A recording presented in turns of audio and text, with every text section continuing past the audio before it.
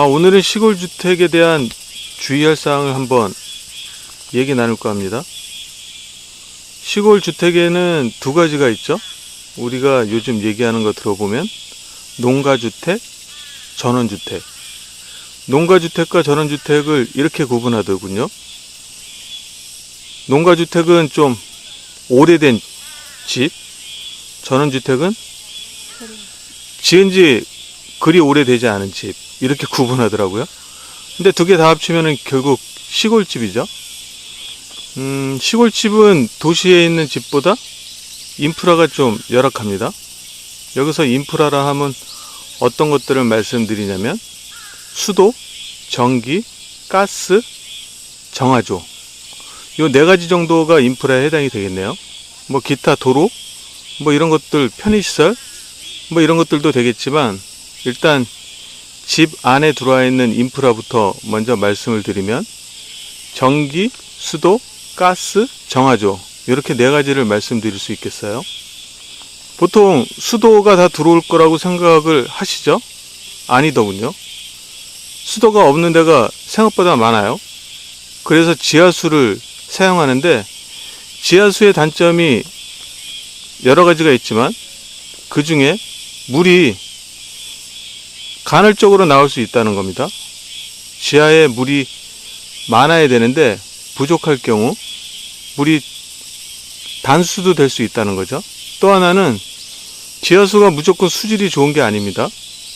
입으로, 목으로 넘길 수 없을 정도의 수질을 갖고 있는 열악한 지하수도 있거든요. 그럼에도 불구하고 땅을 샀기 때문에 집을 짓고 그곳에서 살고자 한다면은 물이 없는 집은 상상을 초월하겠죠. 그 다음에 전기는 웬만하면 다 들어오더라고요. 그래서 크게 문제될 부분은 없을 것 같습니다. 근데 도시가스 없죠. 대부분 없더라고요.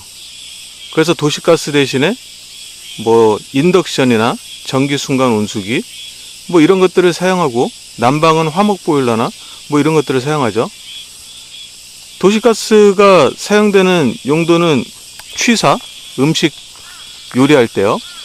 그 다음에 난방, 그 다음에 따뜻한 물 쓸 때인데 도시가스 없는 데가 대부분입니다. 그래서 그 부분을 고민을 하셔야 되는데, 이제 저희 같은 경우는 고민을 해보니까 인덕션이 좋을 것 같고, 요리할 때는 온수는 전기순간 온수기를 사용하면 될 것 같고, 난로는 단열을 최대한 잘 하고 향을 남향으로 집을 짓다 보면은 아무래도 난방을 덜 해도 될 것 같은 생각이 들어서, 게다가 이제 하나 더 추가한다면은 뭐 화목보일러 요 정도 하나 보완하면은 난방은 크게 문제가 없을 것 같습니다. 이제 가장 중요한 게 정화조더라고요. 정화조는 도시에는 오폐수 처리 장치가, 다시 말해서 하수 종말 처리장이 있습니다. 그래서 그냥 화장실이나 주방 이런 데서 나오는 물들이, 또는 오물이나 오수들이 그대로 그냥 배출해도 상관이 없죠. 하지만 시골은 하수 종말 처리장이 없는 데가 대부분이더라고요. 그럼 결국 뭘 해야 되느냐? 정화조를 설치해야 됩니다. 그리고 그 정화조가 일정 부분 차게 되면 또 우리 예전 어렸을 때 추억이 있지만 퍼내야 됩니다. 그런 과정이 사실 되게 번거롭죠. 그래서 가급적 하수 종말 처리장이 있는 시골주택을 선택하시면 좀 더 편리하시겠죠. 하지만 이거는 개인에 따라서 의견이 다 다를 거라고 생각이 듭니다. 뭐 정화조 그거 매일 치는 것도 아니니까 뭐 치우는 거 별로 대수롭지 않다, 또는 그거를 활용해서 뭐 거름을 만들겠다, 뭐 이럴 수도 있으니까, 일단 제 생각은 그건 사람에 따라 다르지만 이런 부분도 주의해야 되니 알려드리는 겁니다. 그 다음에 외부의 주변 환경은 지난번에 말씀드렸듯이 축사하고 철탑하고 무덤이 사실은 혐오시설이죠. 그리고 주변에 무슨 공장 같은 게 있을 수 있습니다. 농수산물 가공하는 그런 공장들이 있는데, 그런 데는 시끄럽고 또 소음이나 진동도, 먼지도, 악취도 있을 수 있으니까 그런 부분도 주의하셔야죠. 도시보다 무조건 시골이 좋은 건 아닙니다.